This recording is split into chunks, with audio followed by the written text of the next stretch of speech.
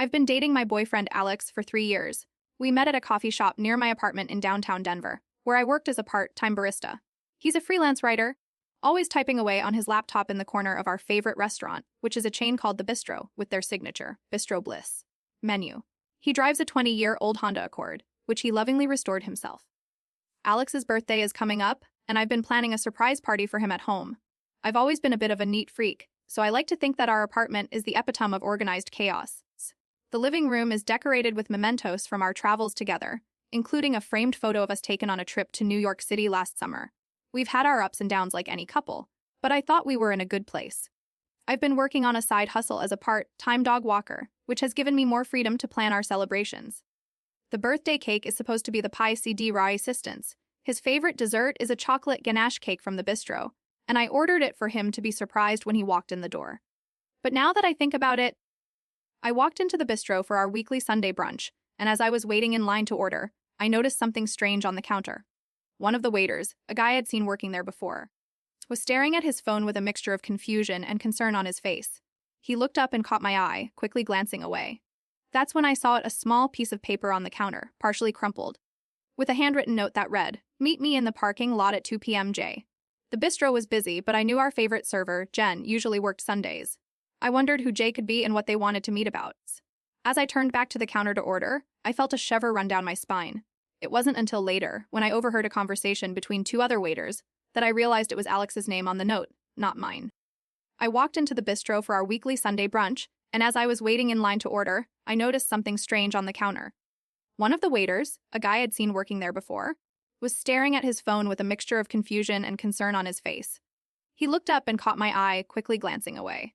That's when I saw a small piece of paper on the counter, partially crumpled, with a handwritten note that read, "Meet me in the parking lot at 2 p.m. A Jay." The bistro was busy, but I knew our favorite server, Jen, usually worked Sundays. I wondered who Jay could be and what they wanted to meet about. As I turned back to the counter to order, I felt a shiver run down my spine. It wasn't until later, when I overheard a conversation between two other waiters, that I realized it was Alex's name on the note, not mine. They were discussing a guy who came in a few days ago, ordered a drink, and then left without paying. The bartender mentioned something about him being the one with the fancy car. I remembered Alex had recently gotten a promotion at work and had been acting strangely ever since. He'd been making excuses to leave early from our dinner dates and had even canceled our plans for the weekend. I started keeping a list of the times Alex left me hanging or canceled our plans. I marked down every instance, trying to see if there was a pattern. I had not changed my phone's alarm clock in months, but now I found myself setting it to remind me to check his schedule every day. Our friends had been calling me, asking why Alex wasn't answering their calls, and I didn't have an explanation. I decided to do some digging on my own. I pulled up the bistro's employee roster online and saw that Jen was indeed working on Sundays, but there was no record of anyone named Jay. I tried calling the restaurant, asking for the manager, but they just told me they'd look into it and get back to me. As the days went by, I noticed more and more strange occurrences. I stared at the cake's inscription, "Happy birthday, Alex. You've been a loyal customer for years. Maybe you've been a loyal friend to yourself." The bistro's logo on the side seemed to stare back at me, as if mocking me. The chocolate ganache was smeared with an almost imperceptible message, "Meet us at the usual spot." The cake's message was more than just a prank. It was a warning. As I looked closer, I saw that the chocolate ganache was smeared with an almost imperceptible message, "Meet us at the usual spot." The usual spot was a small diner on the outskirts of town where Alex and I had gone on our first date. I remembered the dim lighting and the way the waitress had seemed to be watching us. Now it made sense. The diner's logo on the side of the cake seemed to stare back at me, as if mocking me.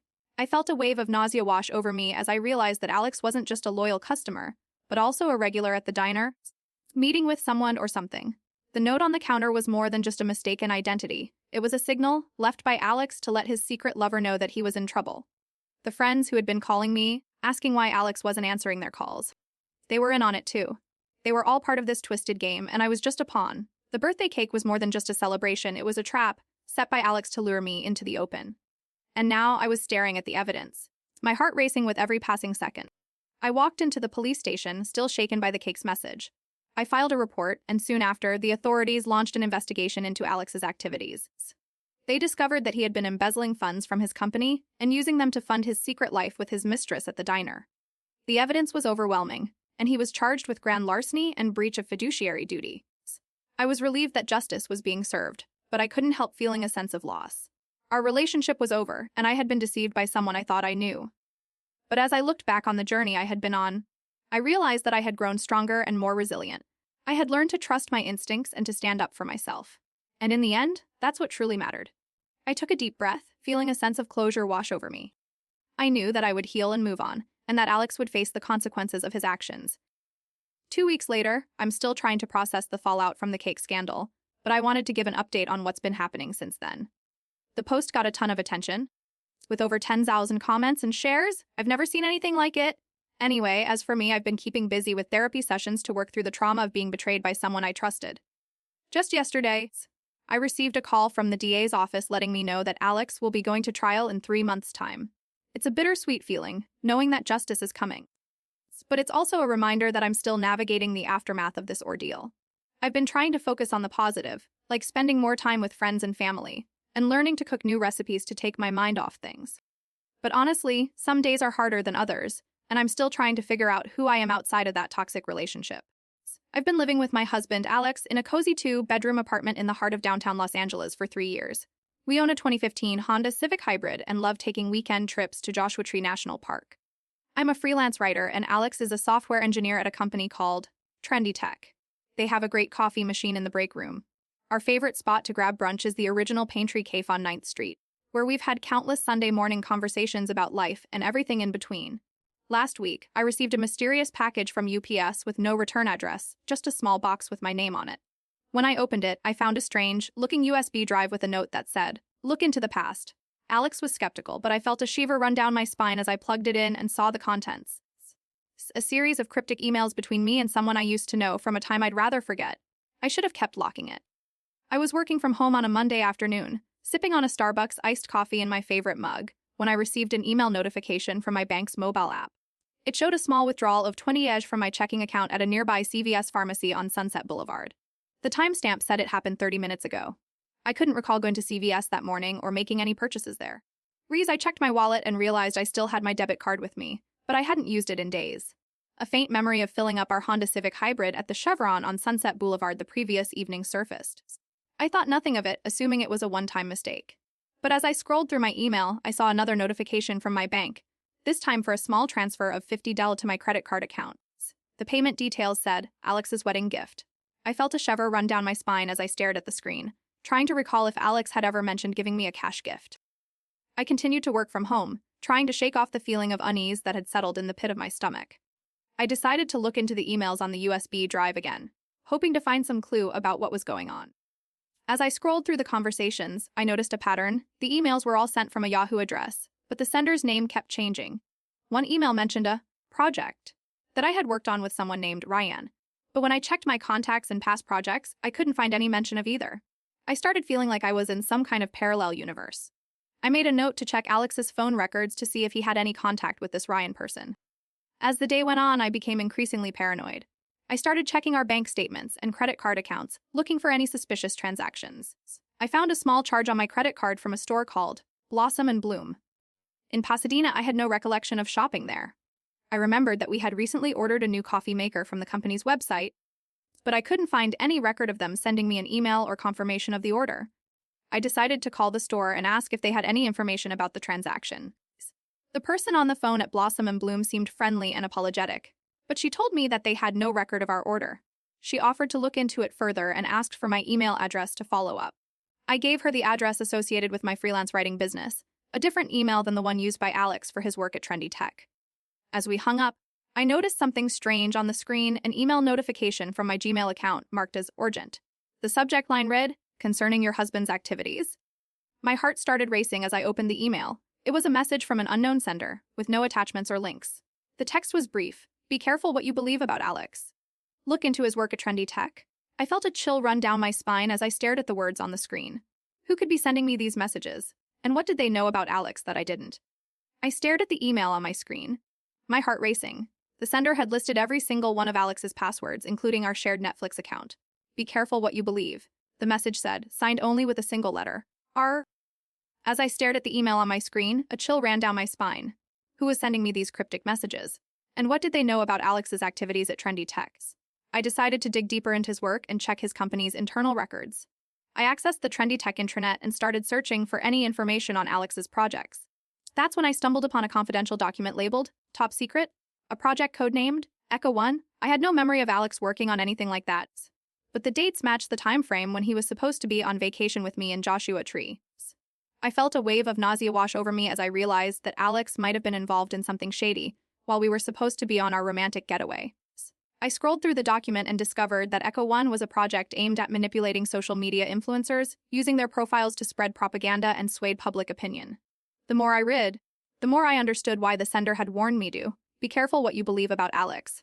I felt like I'd been living in a dream world, oblivious to my husband's secrets. The USB drive, the emails, the mysterious transactions, it all made sense now. Alex had been using our own Netflix account to access and manipulate online profiles, including mine. I sat in stunned silence, my eyes fixed on the email with Alex's passwords listed. I knew I had to act fast, but my mind was reeling from the revelations about his activities at Trendy Tech. I took a deep breath and made a call to the FBI's cybercrime division, reporting the case and providing them with the evidence. 2 days later, I received a visit from an agent who confirmed that Alex had been using our Netflix account to access and manipulate online profiles, including mine. He was arrested on charges of identity theft and corporate espionage. As I watched the news report of his arrest, I felt a mix of emotions, anger, sadness, but also a sense of relief. I realized that I had been living in a dream world, oblivious to my husband's secrets. I started making plans to move out and filed for divorce. It was a painful process, but I knew it was necessary for my own healing. I've been living in my apartment in downtown Phoenix since 2018, just a few blocks from the ASU campus where I studied psychology. My husband, Alex, and I got engaged last summer, and we're planning our wedding for next spring. I got a restraining order against the stalker who's been following me since college, and now he's suing the campus police for excessive force after they stopped him from breaking into my house last Tuesday. The incident happened on a Tuesday evening, around 8:45 p.m. My husband was out of town at a work conference in LA, so I was alone when the police arrived. I've been too scared to leave my apartment since then, which is why I'm still living with my parents. They're just down the street from me. My mom drops by every morning to bring me coffee and check on me, and my dad calls me several times a day to make sure I'm okay. But even with all this support, I feel like I'm walking on eggshells, waiting for something else to happen. I've started locking all my doors and windows, and I'm getting a new security system installed next week. But it's not just about me, it's also about Alex, who's been dealing with the stress of this whole situation too. I keep thinking about how we're supposed to plan our wedding, but now I'm starting to wonder if I'll even be able to walk down the aisle without feeling anxious. I was sorting through the stack of bills and credit card offers my mom had brought me from our mailbox that morning when I saw it. A letter from the Phoenix Public Library, addressed to me, with my correct name and address. But what caught my eye was the fine print on the envelope. Overdue notice for the Psychology of Stalking book, due on February 27th. I had borrowed that book from the library in January, right after the stalking incident on campus, but I had returned it on time, or so I thought. I checked my calendar and saw that I had indeed returned the book, but on the 25th, 2 days before the due date. Suddenly, I felt a shiver run down my spine as I wondered if someone had been watching me, checking up on my actions. I started to feel like I was losing control of my life, and the thought sent my heart racing. I tried to shake off the feeling, telling myself it was just a coincidence, but I couldn't shake off the nagging sense that something was off. I've been reviewing the incident report from the campus police, and I'm starting to notice some discrepancies in their account of what happened. The officer who responded to the call said that my stalker was trying to break into the house through the front door, but when I look at the security footage, it shows him trying to get in through the back door instead. I started keeping a list of all the things that don't add up. I also went back to the library and asked about the overdue notice for The Psychology of Stalking book. They told me that they had received a returned copy on February 25th. But when I asked to see the return slip, they said it was lost in transit. I decided to dig deeper and started looking into my stalker's alibi for the time of the incident. According to his lawyer, he was at a coffee shop downtown, sipping on a latte and working on his laptop. But when I checked the coffee shop's security footage, they said they didn't have any record of him being there that day. I also noticed that my stalker's social media profile had been updated with a new photo just 2 days after the incident. It was a picture of him standing in front of a building that looked suspiciously like my apartment complex. I started feeling like I was losing control of my life, and the thought sent my heart racing. I tried to shake off the feeling, telling myself it was just a coincidence, but I couldn't shake off the nagging sense that something was off. I decided to pay a visit to the coffee shop and ask to speak to their manager. When I arrived, they told me that they had a new employee who was working on the day of the incident, but she wasn't available for an interview. I asked if I could speak to her supervisor instead, and when they brought out the manager, he seemed evasive and nervous. I started to feel like I was getting close to something so I decided to look into my stalker's work history. According to his LinkedIn profile, he worked as a freelance writer for several years before starting his own business. I stared at the security footage, my mind racing with every frame, until I noticed something impossible. The timestamp on my stalker's arrival at the coffee shop 8:45 p.m. was exactly the same as the timestamp on his alleged alibi for breaking into my house that same Tuesday evening.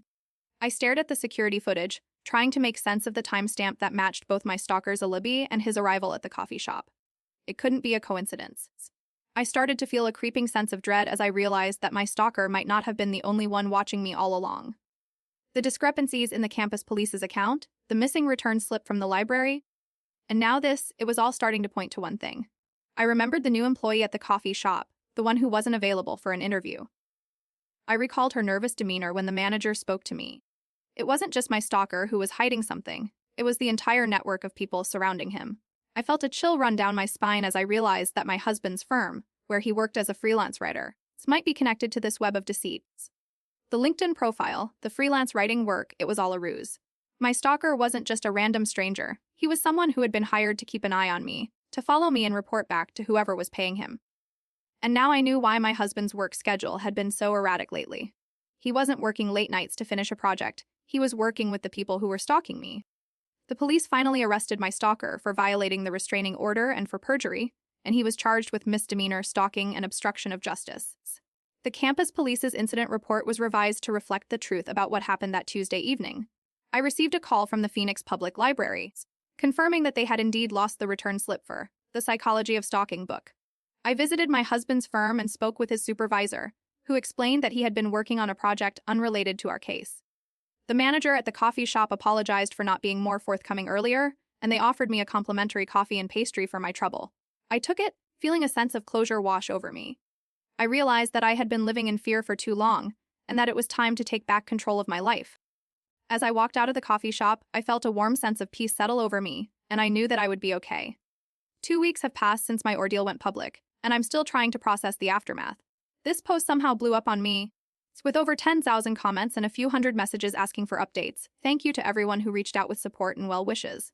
In related news, I just received a call from my mom informing me that she's decided to move to a new neighborhood, one with a better police presence, after hearing about my stalker's history in our current area.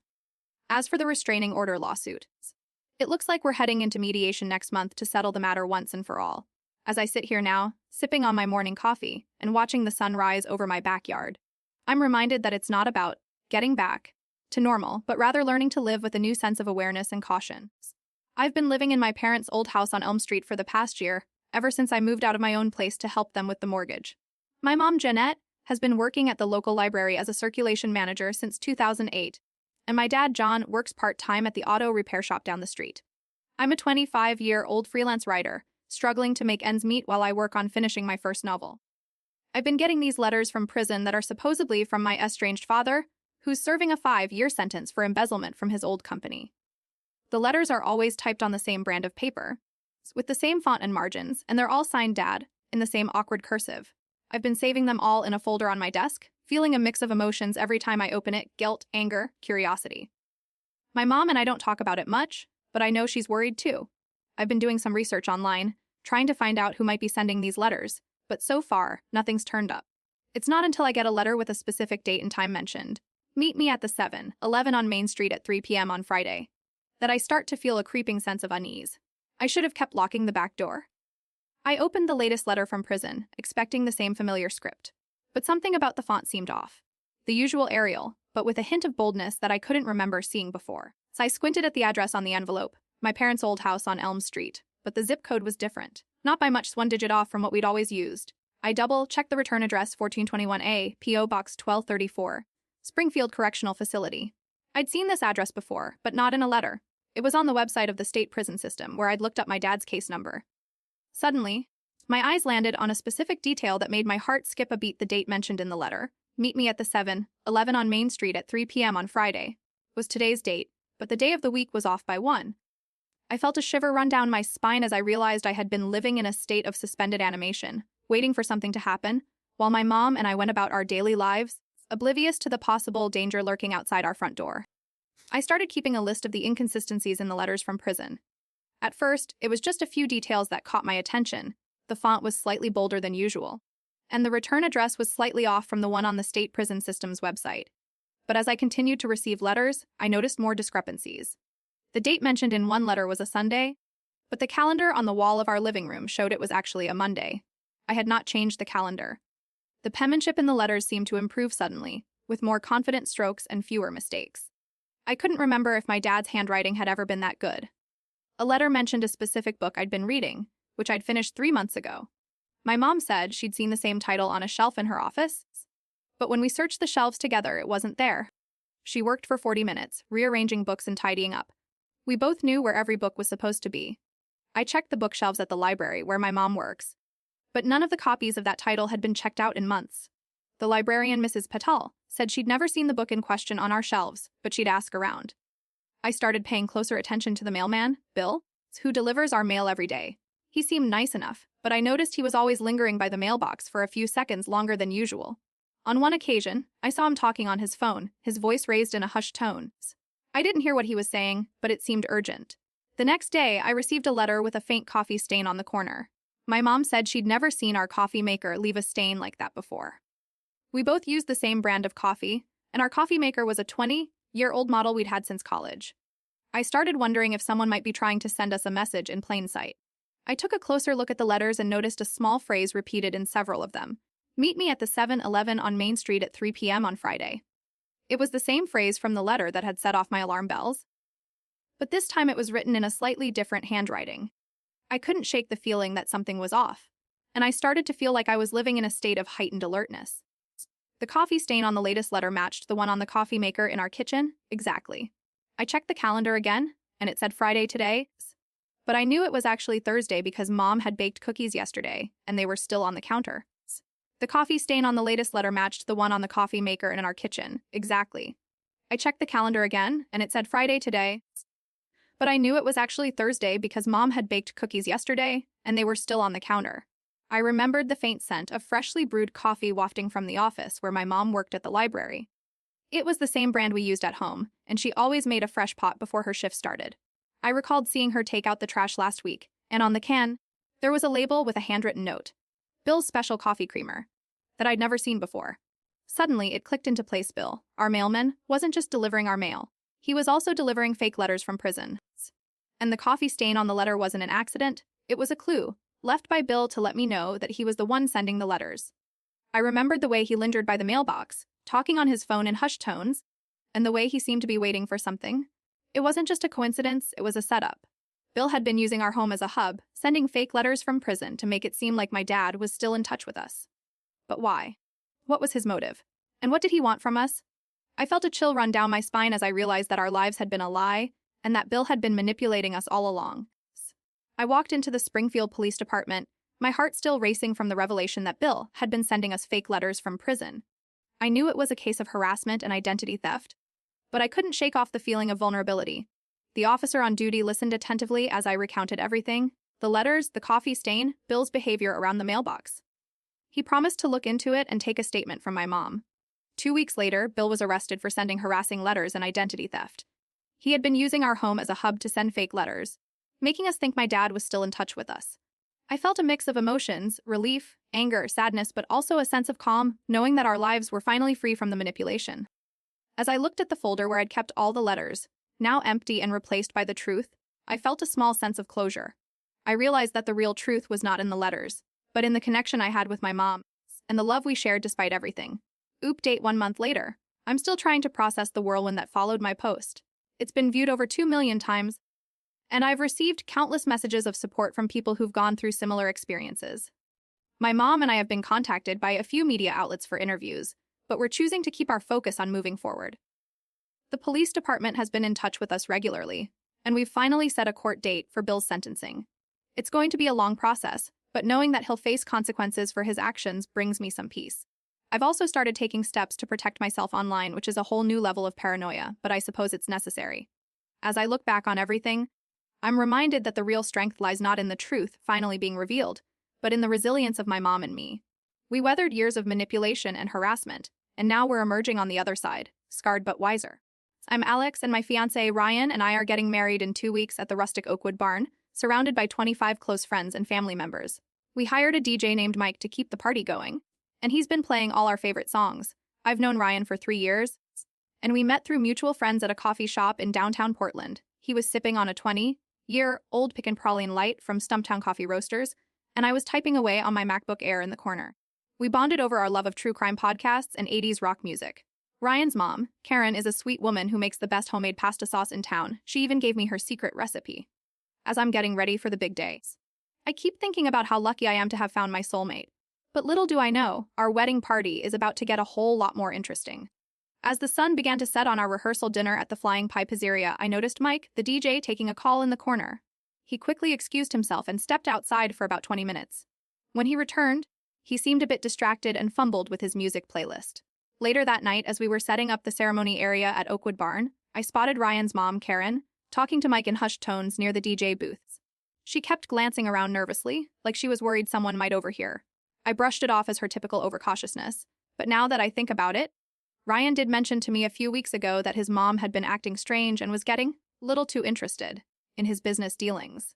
Little did I know this was just the beginning of our trouble. As I'm setting up the ceremony area at Oakwood Barn, I notice Mike, the DJ, taking a call in the corner again.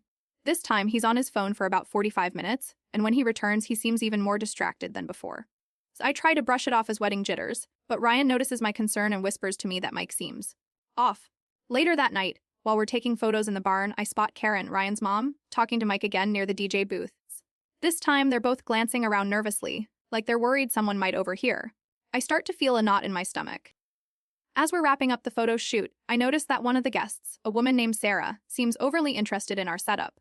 She keeps asking questions about the barn and the decorations, but when I try to engage her in conversation, she quickly changes the subject. I shrug it off as small talk, but Ryan notices my unease and whispers to me that he thinks Sarah might be plant. He explains that his mom had mentioned hiring a few extra security personnel for the wedding, but I hadn't noticed them yet. As the reception gets underway, I start to feel like something's off. The music seems too loud, and the bartender seems overly attentive. I try to shake off the feeling by focusing on the food, but when I go to grab a plate of appetizers, I notice that one of the tables has been set up with an extra microphone. I don't remember ordering any equipment beyond the standard DJ setup. I start keeping a list of all these strange occurrences in my head. The DJ's mysterious phone calls, Karen's hushed conversations, Sarah's over-interest in our setup. It's starting to add up. I make a mental note to ask Ryan about his mom's involvement with the wedding planning and to do some research on Mike's background. As the night wears on, I become increasingly paranoid.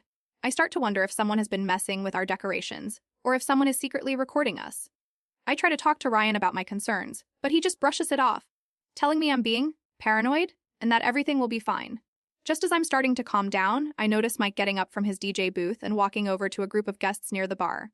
He's talking to them in hushed tones, and they're all nodding in agreement. I feel a shiver run down my spine as I realize that something is very wrong here. As I'm dancing with Ryan, I glance over at Mike, the DJ, and catch him staring intensely at Ryan's mom, Karen, with a mixture of anger and sadness etched on his face.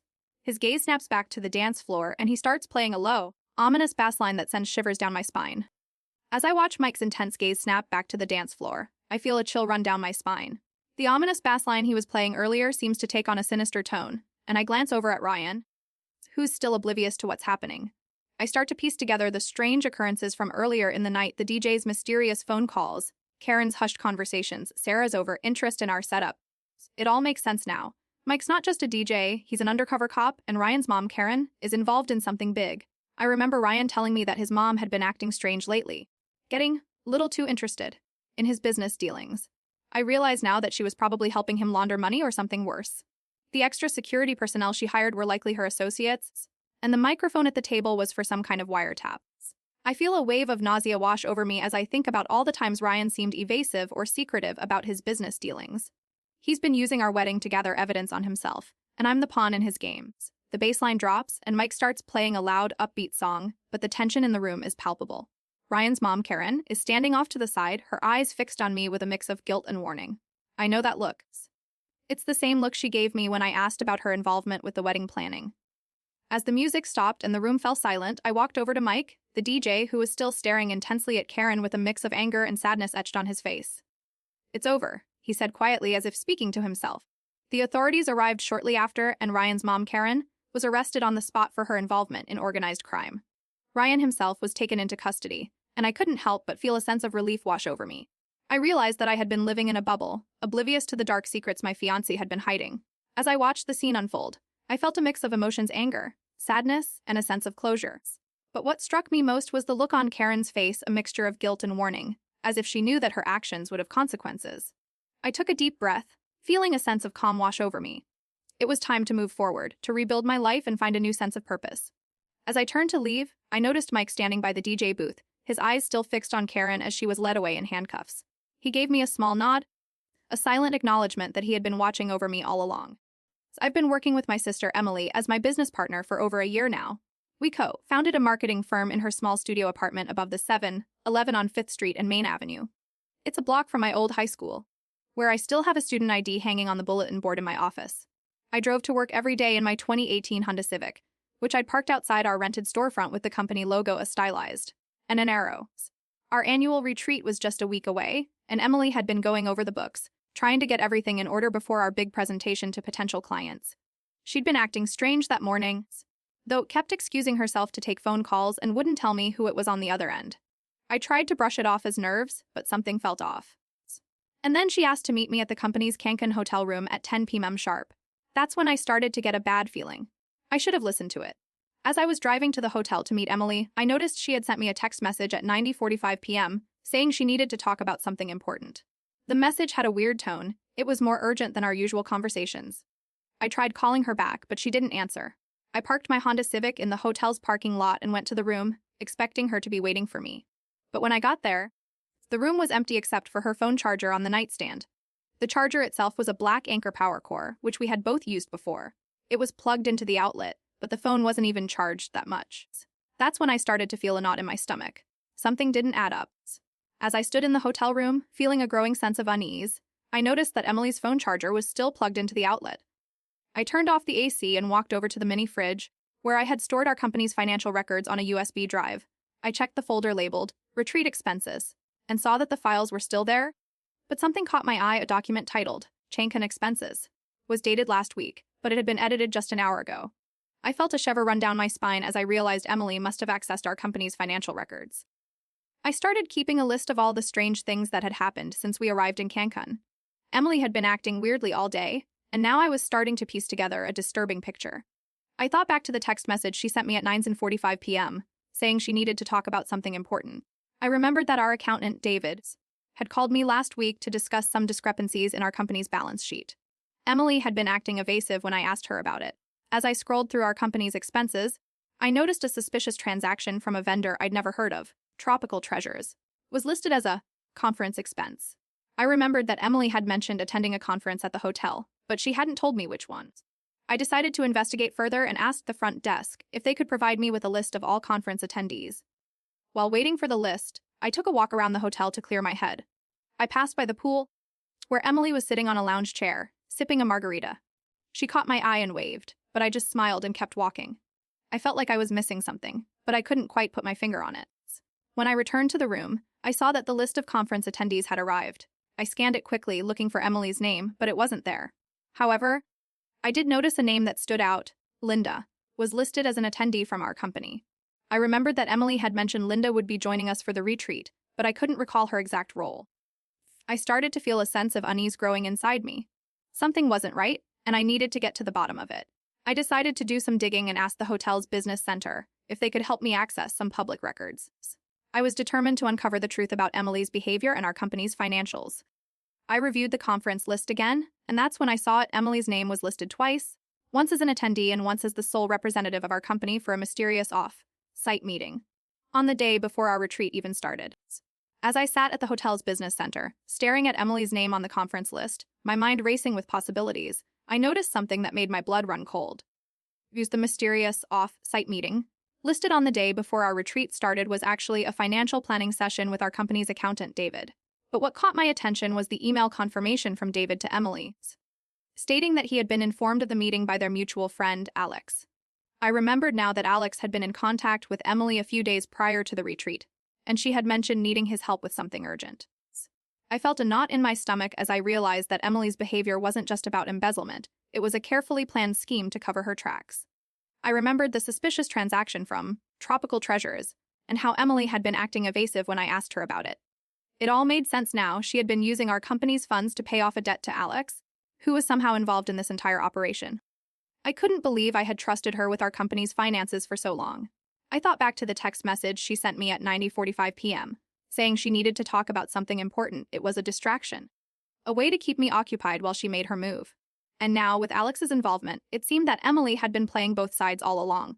I felt a wave of emotions wash over me as I realized the extent of Emily's betrayal. We had spent years building our business together, and she had been secretly working against me the entire time. I couldn't help but wonder how much more she had planned, and how far she would go to get away with it. I walked into the hotel's business center, where Emily was already seated, surrounded by a team of accountants and detectives. The conference list on her phone confirmed what I had suspected. She had been embezzling our company's funds to pay off a debt to Alex, who was also in custody. The authorities had been tracking their transactions for months, and it was only a matter of time before they caught up with them. Emily looked up at me with tears in her eyes, but I couldn't muster any sympathy. I remembered the countless hours she spent digging into our company's finances, always finding ways to justify her actions. The detective handed her a set of handcuffs and read her rights. As we left the business center, I felt a sense of relief wash over me. Justice had been served. I took a deep breath, trying to process the emotions that had been building up inside me since the discovery. I thought about the years we spent building our business together, and how Emily's betrayal had left me feeling lost and vulnerable. 2 weeks later, I'm still trying to process everything that's happened. This post has gotten a ton of attention and comments, which is surreal but also kind of comforting to see how many people have been touched by this story. I wanted to update everyone on a few things. The authorities have confirmed that Emily's lawyer is working on a plea deal, but my lawyer is urging me to prepare for a lengthy court battle. I've also been getting some lovely messages from friends and family, offering support and help with rebuilding our business. One thing that's been on my mind is that I finally had the courage to start taking cooking classes, which has been a small but welcome distraction from everything else. As I sit here making a simple pasta dish, I'm still trying to wrap my head around how quickly life can change. 1 minute we were partners in business, the next we're adversaries in court. I'm Emily Wilson, 32, the new CEO of NovaTech, and my life is about to take a drastic turn. I've been driving my trusty Honda Civic Hybrid EXL, a 2015 model with 62,000 miles, to the office every day since I took the job 6 months ago. My company's acquisition by NovaTech brought me back to my hometown of Redwood City, where I grew up and went to high school. My parents still live in the same house on Oak Street, and we have dinner together every Sunday evening. My fiancé, Alex, is a lawyer at a nearby firm, and we're planning our summer wedding at the historic Woodside Country Club.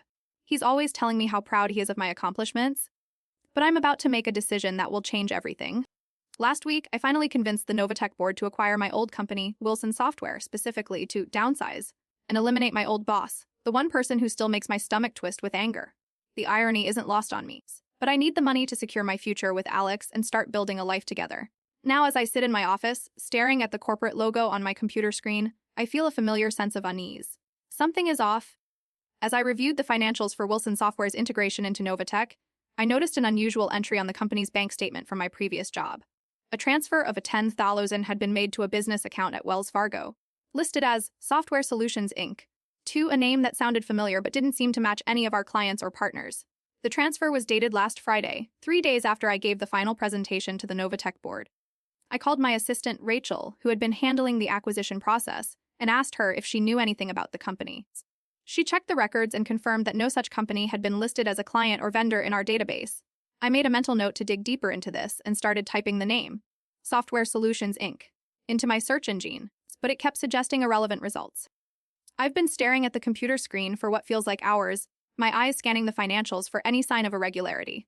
I've always prided myself on being meticulous, but something about this feels off. I start by checking the company's bank statement again, looking for any other suspicious transactions. The $10,000 transfer to Software Solutions, Inc. still doesn't match anything in our database. I decide to pay a visit to the Wells Fargo branch where the account is located. As I walk in, I'm greeted by a friendly teller who asks how she can help me. I explain that I need to speak with the manager about one of our business accounts. She nods and disappears into the back office. A few minutes later, she returns with a middle-aged man who introduces himself as John. I show him the bank statement and ask if he can tell me anything about the transfer. He glances at it, frowning, and says that the account in question is indeed one of their business accounts. However, he can't seem to find any record of Software Solutions, Inc. being associated with it. I press him for more information, but he assures me that it's not uncommon for companies to have multiple accounts with different names. I'm not convinced, so I ask if I can speak with someone else. He nods and disappears again. This time, he returns with a woman who introduces herself as Karen, the head of their commercial banking division. She looks at the statement and frowns, asking me to wait for a moment.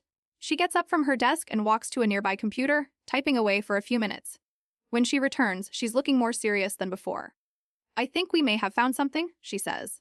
It appears that the account in question was opened by one of our former employees, who has since left the company.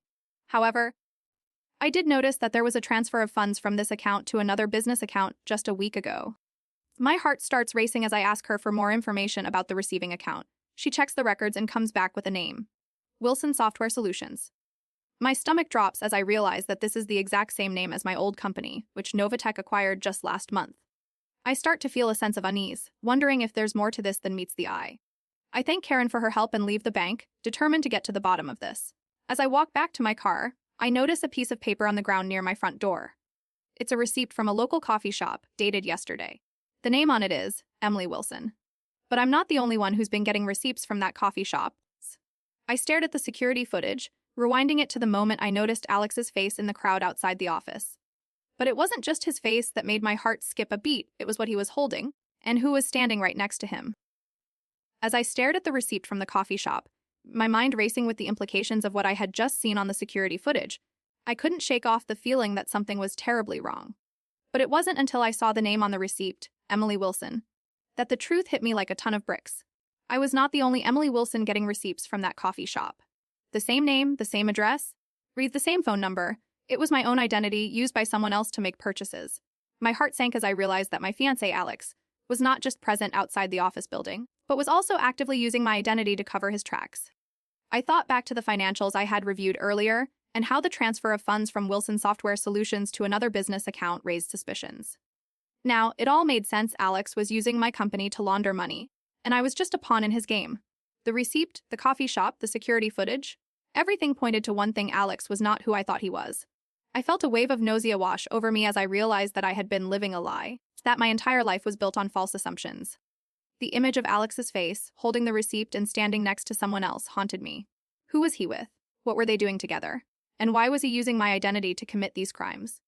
I knew I had to get to the bottom of this, but for now, I could only stand there, frozen in shock and fear, as the world around me came crashing down. I stood outside the NovaTech offices, my heart still racing from the security footage I had watched in horror. Alex's face, holding my receipt and standing next to someone else, haunted me. But I knew what I had to do. I called the police, and they arrived quickly, taking Alex into custody. It turned out that he had been embezzling funds from my company, using my identity to cover his tracks. The police charged him with theft and identity theft, and the judge gave him a harsh sentence. As for me, I took a deep breath and realized that this was an opportunity to start fresh. I decided to leave NovaTech and start my own business, one that would be built on transparency and honesty. I knew it wouldn't be easy, but I felt a sense of calm wash over me as I walked away from the offices, ready to rebuild my life. I'm Emily, and I'm getting married in 3 weeks to my fiancé, Alex. We decided on a small, intimate evening ceremony with just 20 close friends and family members at the historic downtown hall. It's a beautifully restored 1920s building with a view of the city lights that never fails to take my breath away. As I was helping Alex adjust the microphone stand in the lobby, he turned to me and said something that made my heart skip a beat. "I'm so glad you love the matching tattoos, babe." I stared at him, confused, because I couldn't remember getting a tattoo, let alone a matching one with my fiancé. We'd been together for 3 years, and I thought I knew him better than this. I tried to play it cool, laughing and saying something like, "Oh yeah, I don't know why I forgot." But Alex just smiled and handed me the receipt from Tattoo Tequila in Brooklyn, which I had somehow managed to stash in my phone's notes app without remembering. I glanced at the date on the receipt, last Wednesday, and felt a strange, creeping sense of unease. We'd been planning this wedding for months, and I couldn't shake the feeling that something was off. I should have kept locking the door to our apartment when I went out. I stared at the receipt from Tattoo Tequila in Brooklyn, trying to process why I had no memory of getting a tattoo, let alone a matching one with Alex. The date on the receipt was last Wednesday, the day before our rehearsal dinner. I felt a shiver run down my spine as I noticed we'd gotten the tattoos at 7:30 p.m., just hours after we'd finished setting up for the wedding venue tour that afternoon. The tattoo artist's name, Vinny, was scribbled at the bottom of the receipt, along with his Brooklyn address and a phone number. I tried to recall anything about that evening, but my mind was a complete blank. The only thing that stuck out was that Alex had mentioned taking a short detour on the way home from the venue tour, something about needing to pick up a personal item. I couldn't shake the feeling that he might be hiding something from me. I stared at the receipt from Tattoo Tequila in Brooklyn, trying to make sense of why I had no memory of getting a tattoo, let alone a matching one with Alex. I checked my phone's notes apps, but there was no record of me writing about the tattoo or even making a note to remember it. I started to feel a sense of unease creeping up my spine as I realized that Alex had known about the tattoo and had been keeping it from me. I glanced around the lobby of the historic downtown hall, making sure no one was watching, and then quickly pulled out my phone to send a text to Alex. "Hey, can we talk about something?" I waited for a response, but my phone remained silent. I decided to try again, this time asking him directly if he knew why I'd gotten the tattoo. His response was brief. "Don't worry about it, babe. It's just a little something we did." I felt a knot form in my stomach as I read his words. Something we did. What did that even mean? I tried to recall anything about that evening, but my mind was a complete blank. I checked the venue's schedule for the rehearsal dinner and saw that Alex had taken a break at 7:30 p.m., around the same time the receipt showed we'd gotten the tattoos. I couldn't shake the feeling that he might be hiding something from me. I started keeping a list of questions to ask him when we got home. I spent the rest of the evening lost in thought, trying to piece together what had happened. When we finally arrived back at our apartment, I confronted Alex about the tattoo and the receipt. He seemed calm and collected, but I noticed that he avoided eye contact and fidgeted with his hands. I pressed him for more information, but he just shrugged and said he had taken care of everything. I felt a surge of anger and frustration, but tried to remain calm and keep asking questions. As we talked, I noticed that Alex seemed particularly interested in the receipt from Tattoo Tequila. He kept glancing at it and then quickly looked away whenever I caught him. As I watched the rehearsal dinner footage, Alex's expression changed. His eyes narrowed and his voice dropped to a whisper when he saw something on my phone. He leaned in close, his breath hot against my ear, and whispered a single word: tattoo. As I stared at Alex's phone, my heart racing with anticipation, he showed me the photo of the tattoo artist, Vinny, and the receipt from Tattoo Tequila in Brooklyn.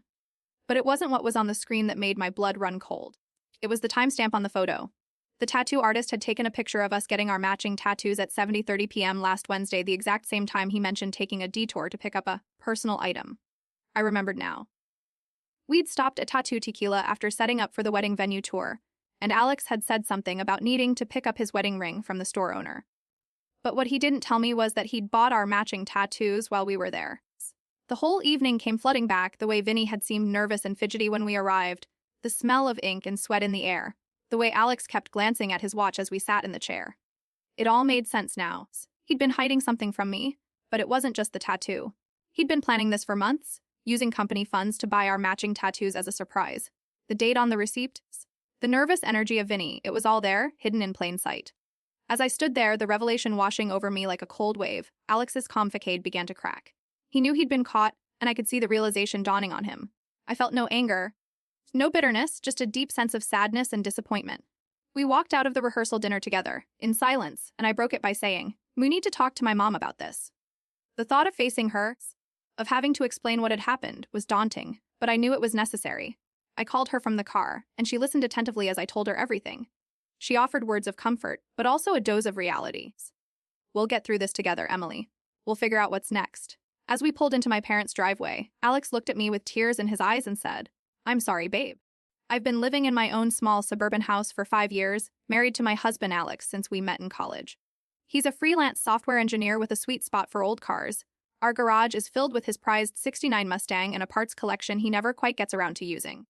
We met at a coffee shop in downtown Glenwood on a Saturday morning in April 2014, where he was writing code on a borrowed laptop and I was studying for my master's exams at the next table over. Our daughter, Emily, is almost 3 now and still has her mom's bright blue eyes and dark hair. She's always been a bit of a handful, but we love her to pieces. This summer, Alex started working with a new client, a woman named Rachel who lives on the other side of town. I first met Rachel at a picnic in late July when Alex was running late for work. She's one of those super organized people who had the whole meal planned out, from grilled chicken to homemade lemonade. I mentioned to her that we were having some marital problems, and she offered her sympathies with an extra, cheery smile. It turned out a lot more than just marital problems were brewing. I was browsing through my email on a Tuesday morning, sipping on a coffee from the Dunkin' Donuts down the street, when I saw a notification from Alex's bank about a new account access request. I had no idea he would need to create an account with them, but I assumed it was for his freelance work. However, what caught my attention was the username he chose, Hummelsmom1. It seemed like a weird choice, especially since our daughter's name is Emily, but also a very generic and easily guessable password. I tried to brush it off as a silly mistake, but something about it didn't sit right with me. Later that day, while picking up groceries at Whole Foods, I saw Alex on the phone in the store, trying to get something settled with someone named Rachel. He seemed agitated, and his tone was much sharper than usual. I didn't think much of it then, but now I'm not so sure. The words kept replaying in my head like a song stuck on repeat. I started keeping a list of Alex's strange behaviors and odd occurrences around the house. It began with small things. He would often receive mysterious packages at work, which he would claim were for his coding projects. However, when I asked to see the contents, he would quickly hide them in his workshop or tell me it was confidential. One day, while driving home from grocery shopping, I saw Alex's '69 Mustang parked outside Rachel's house. He had told me he was working from home that day, but the car was nowhere near our house. I made a mental note to look into his work schedule and see if there were any discrepancies. The next day, I decided to do some digging on Rachel's background. I searched online and discovered that she was not only Alex's new client, but also had a history of working with other freelance software engineers who had been involved in past scandals. I started to feel a creeping sense of unease, like something was off. I called my sister Sarah, who works as a private investigator, and asked her if she could run some checks on Rachel's reputation. She agreed, but warned me that this could lead to some uncomfortable conversations. As the days went by, more evidence started to surface. I found an old receipt from the coffee shop in Glenwood where Alex and I first met, with a handwritten note, "Meet me at the coffee shop tomorrow at 2 p.m. R." The date was last summer, and I had no recollection of seeing Alex there that day. I also discovered that Alex's bank account had been accessed multiple times by someone using the username Hamila's mom, which seemed like a strange choice, especially since our daughter's name is Emily. I began to notice other inconsistencies in Alex's alibi. He would often tell me he was working late at the office, but when I asked for confirmation from his colleagues, they would claim they hadn't seen him all day. I also found a suspicious text message on his phone from Rachel, which read, "Can't wait to see you tonight." The message was sent at 10 p.m., but Alex claimed he had been working from home that evening. I felt like I was uncovering a web of lies and deceit, but I couldn't quite put my finger on what was really going on. I started to feel anxious and paranoid, like I was losing my grip on reality. I began to question everything: our marriage, our daughter's well-being, even my own sanity. But I knew I had to keep digging, no matter how uncomfortable it got. I scrolled through Alex's phone calendar and froze on one date, October 1st, 2 p.m., Rachel's birthday party at the Glenwood Country Club.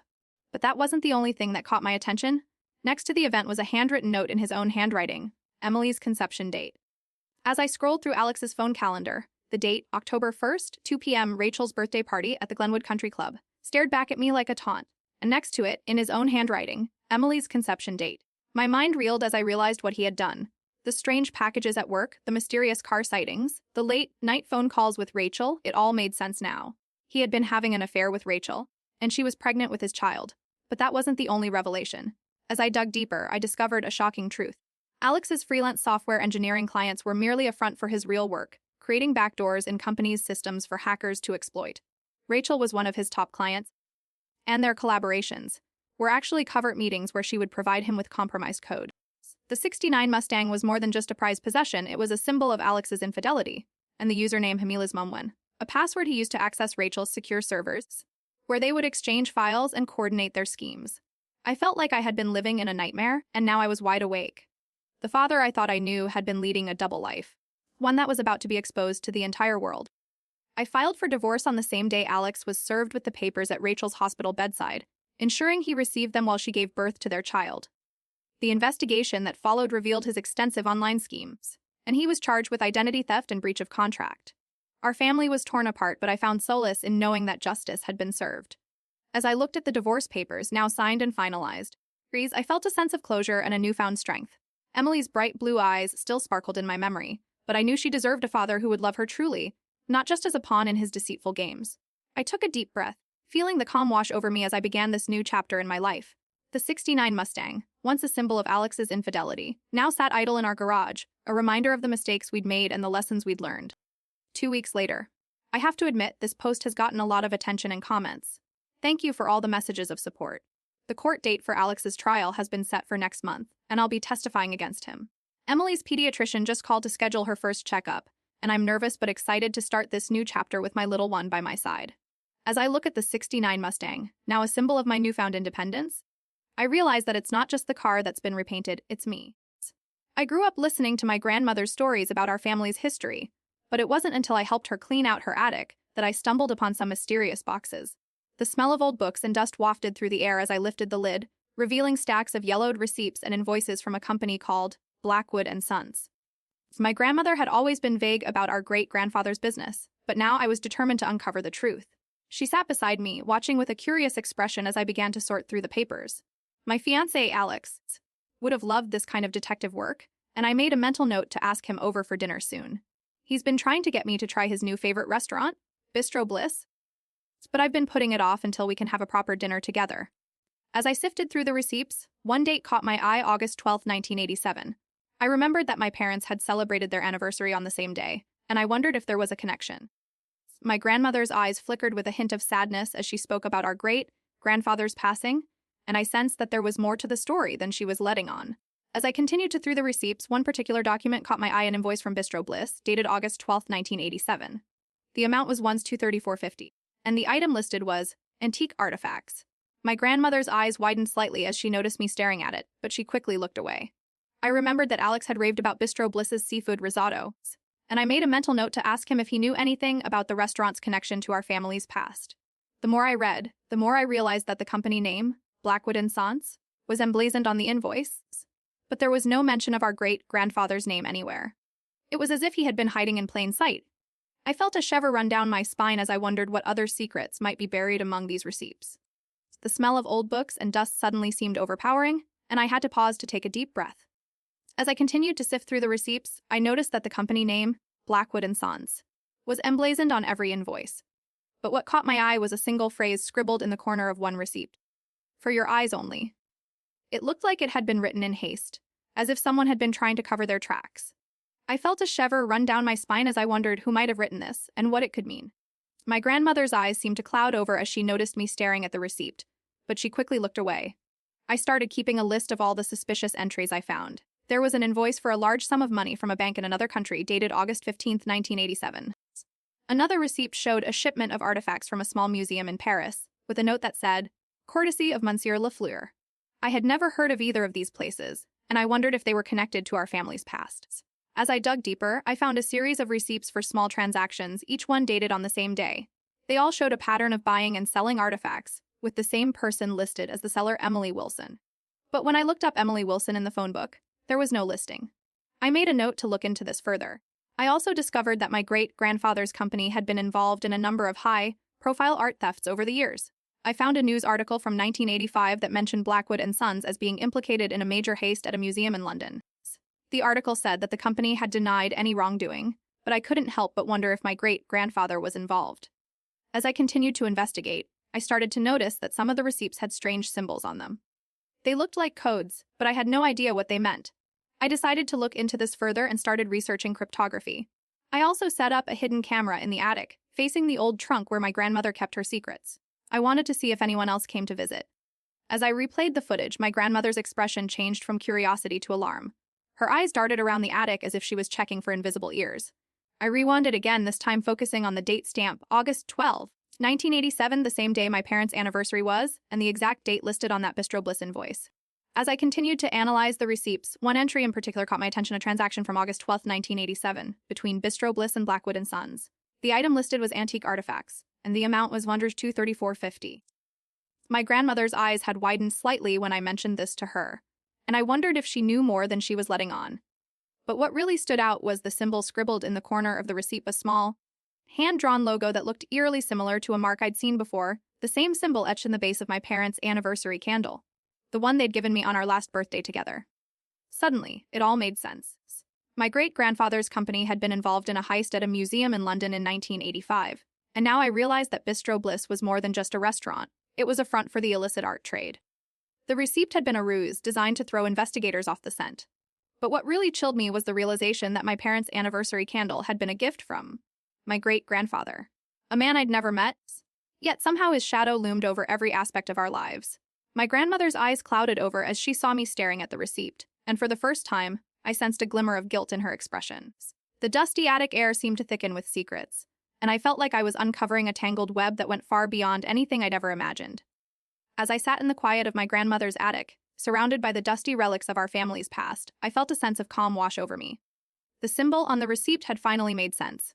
It was the same mark etched into the base of my parents' anniversary candle, a gift from my great-grandfather.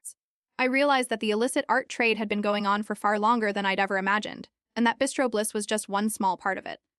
My grandmother's eyes, once cloudy with guilt, now shone with a sense of relief as she watched me understand the truth.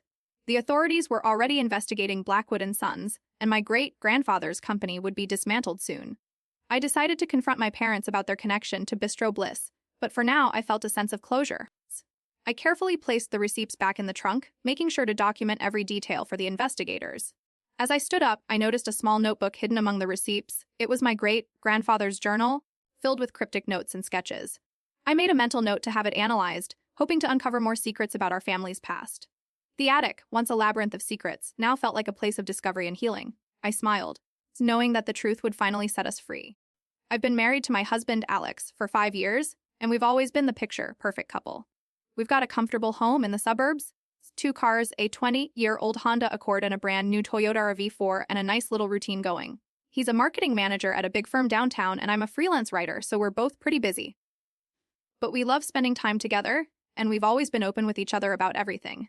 That's why I thought nothing of booking a surprise vacation home for the two of us to spend some alone time together. We'd been friends with our neighbor, Rachel, for a while, and she's always been like a sister to me. We'd often have dinner parties together, and the kids would play in the backyard. So when she mentioned that she was having some extra space available at her vacation home in the mountains, I jumped at the chance to rent it out for a week. I didn't tell Alex about it until the day before we were supposed to leave, but he was thrilled. We packed up our bags and headed out early on Saturday morning, excited for some quality time together. Little did I know, things were about to take an unexpected turn. As we were unpacking our bags at the vacation home, I noticed that Rachel was being different. She kept glancing at her phone and muttering under her breath, which was unusual for her. I chalked it up to stress, thinking maybe something was going on with her kids or husband. But then I saw a small notebook on the kitchen counter with a logo I didn't recognize, Sunset Realty, and a note scribbled in Rachel's handwriting. Meet Jay at 2 p.m. today? I didn't think much of it, assuming it was just some real estate deal she was working on. But when I asked Alex about it, he seemed evasive, and his eyes flickered to the side like he was hiding something. I wrote it off as paranoia, but now I'm not so sure. The fridge was stocked with organic groceries from Whole Foods, which was nice, but the coffee creamer was a brand I'd never seen before. Fremo, Rama, from some local store I'd never heard of.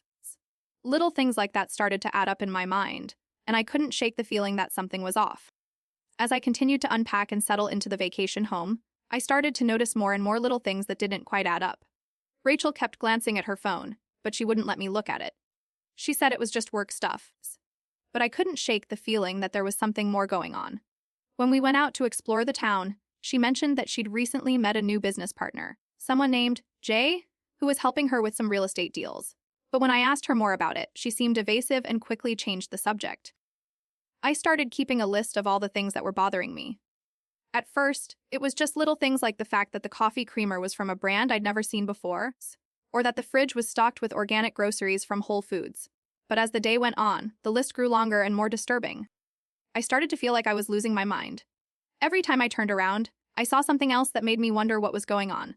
The TV in the living room was tuned to a channel I'd never seen before, and the remote control was set to a specific channel number that didn't seem to make sense. The air conditioning unit in the bedroom was making a strange rattling noise, and I could have sworn I heard it turn on and off by itself. I tried to talk to Alex about it, but he just brushed it off and told me I was being paranoid. But I knew what I'd seen, and I knew that something was going on. I started to feel like I was trapped in some kind of twisted game, and I didn't know the rules. As the sun began to set, Rachel suggested we go out for dinner at a local restaurant. I agreed, but I couldn't shake the feeling that we were being watched. As we walked into the restaurant, I saw a familiar face sitting at a table in the corner. It was our neighbor from back home, Mrs. Johnson. She was a nice lady, but what was she doing here? I felt a shiver run down my spine as I realized that I was starting to piece together a disturbing picture. Something was going on in this town, and I was determined to get to the bottom of it. But as I looked around the restaurant, I saw something that made my blood run cold, a small notebook on the table next to Mrs. Johnson, with a logo on the cover that read, Sunset Realty. As I watched, Rachel's phone screen flickered with a text message. Package arrived safely. But it was the return address that made my heart skip a beat. Sunset Realty. The same logo on the notebook in Mrs. Johnson's hand. And then she smiled and said to Alex, "It's here. The surprise I've been planning for you both?" As I watched Rachel smile at Alex, I felt a chill run down my spine. Suddenly, the seemingly innocuous details that had been nagging me all day fell into place.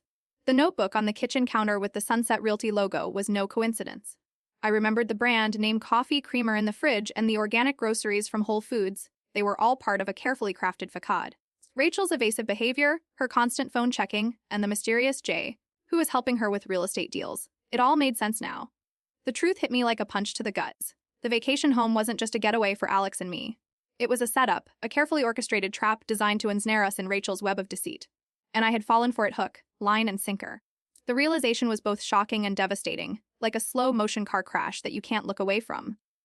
As I pieced together the truth, I remembered the small notebook on the table next to Mrs. Johnson at the restaurant, the same Sunset Realty logo that had been emblazoned on Rachel's phone screen. And then there was the text message. The package arrived safely. The package, I realized, was Alex, and I was the prize they were waiting for. The air conditioning unit in the bedroom, which had been making that strange rattling noise, suddenly seemed like more than just a minor annoyance. As I stood there, frozen in shock, Rachel's smile began to falter, and she turned away from Alex. The game was up, and I knew exactly what I had to do next. I calmly walked over to the phone and dialed the police department's non-emergency number. When the dispatcher answered, I reported the situation, providing as much detail as I could. Within minutes, 2 officers arrived at the vacation home, where they found Rachel attempting to lead Alex away from me. The officers promptly arrested Rachel for harassment and stalking, citing the series of events I had described. As I watched Rachel being led away in handcuffs, I couldn't help but feel a sense of relief wash over me. The ordeal was finally over, and justice had been served.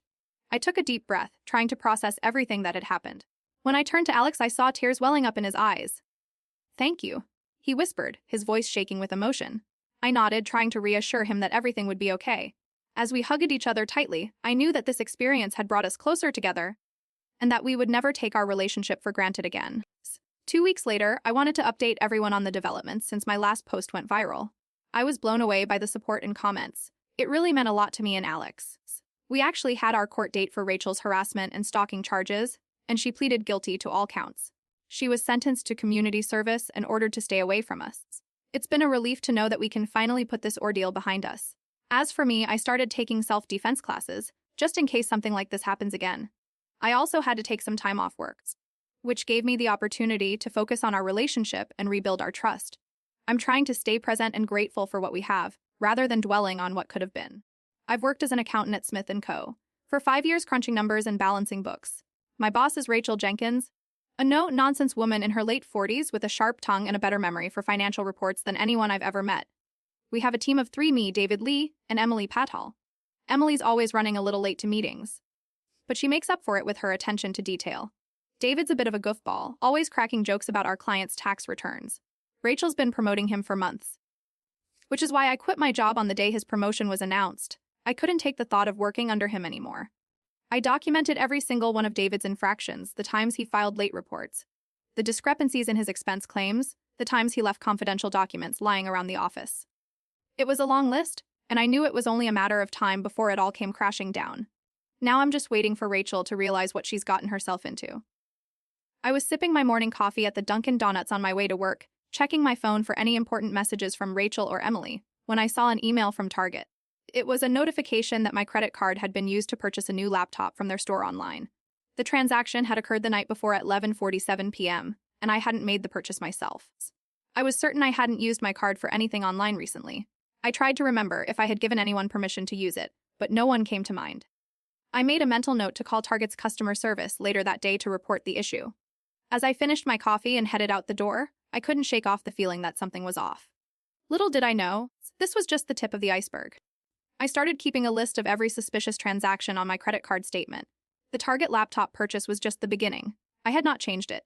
The next day, I received a notification from Amazon that a new pair of designer shoes had been ordered using my account information. The order date matched the day before, and the shipping address was a P.O. box in a different state. I tried to remember if I had ever used that address before, but nothing came to mind. I called Amazon's customer service and explained the situation. They assured me they would look into it, but I knew I needed to get to the bottom of this. The next few days were a blur of phone calls and emails with various companies trying to cancel or dispute the charges. I discovered that someone had opened a new account at my bank, using my social security number and address. The bank told me they would launch an investigation, but I was skeptical. Meanwhile, I started keeping a closer eye on my coworkers' behavior. David seemed particularly evasive whenever I mentioned the recent issues with my credit card. Rachel was distant and preoccupied, but Emily was her usual cheerful self. One evening, while reviewing my bank statements again, I noticed a small charge from a coffee shop I had never been to. The date matched the day after the Amazon order. I decided to investigate further. I went to the coffee shop and asked if anyone remembered serving me on that particular day. The barista didn't recognize me, but she showed me a security camera photo of a person who looked eerily like David. My gut told me this was more than just a coincidence. I started to feel a sense of unease, as if I was being watched. I noticed small objects out of place in the office, like a stapler moved from its usual spot or a folder left open on my desk. I mentioned it to Rachel, but she just brushed it off as a prank by a disgruntled employee. I wasn't so sure. As the days passed, I became more and more convinced that someone was manipulating my finances and covering their tracks. I started to feel like a suspect myself, rather than a victim. I knew I had to get to the truth, but every lead seemed to end in a dead end. I was starting to lose hope, wondering if I would ever uncover the extent of this conspiracy. But I refused to give up. I checked the security cameras one last time.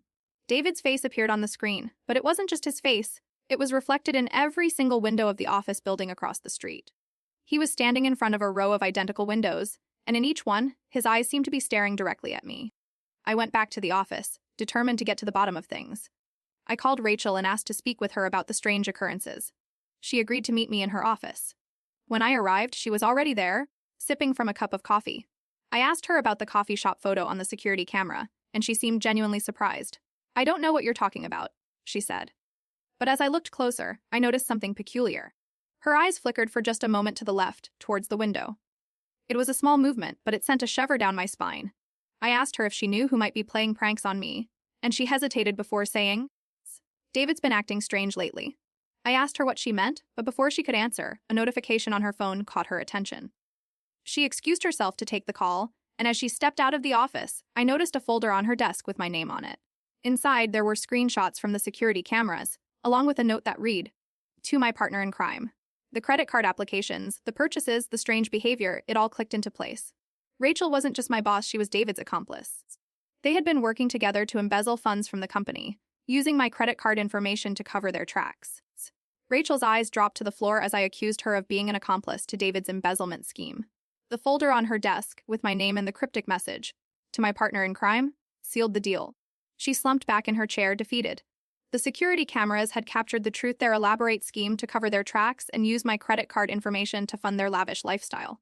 Within weeks, Rachel and David were arrested, charged with grand theft and identity theft. They faced severe penalties, including hefty fines and possible prison time. As I packed up my things to leave the office for good, I felt a sense of closure. My coworkers and I had been unknowingly caught in the crossfire of their deceit.